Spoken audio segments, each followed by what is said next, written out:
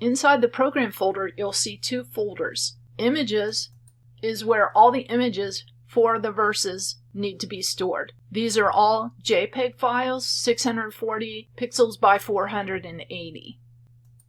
These two files with the DBR extension are used for the reports. If those aren't present, the report feature won't work. The help text is available within the program itself, but it's also here as a text file. The other folder,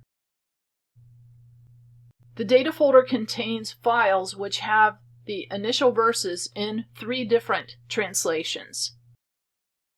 While I like the King James Version, the translation I have the most verses memorized in is the New King James.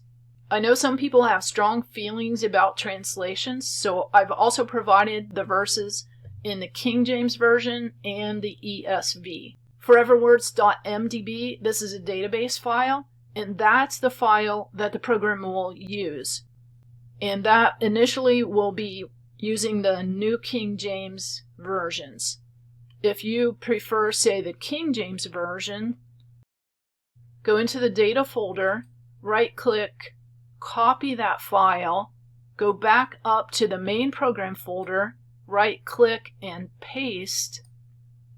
It's not going to recognize this with this KJV at the beginning of the name. This is the file it's going to look for. So let's delete that file. Right-click, delete. And then all you have to do is rename this and remove that KJV part. Rename, take out the hyphen and the KJV.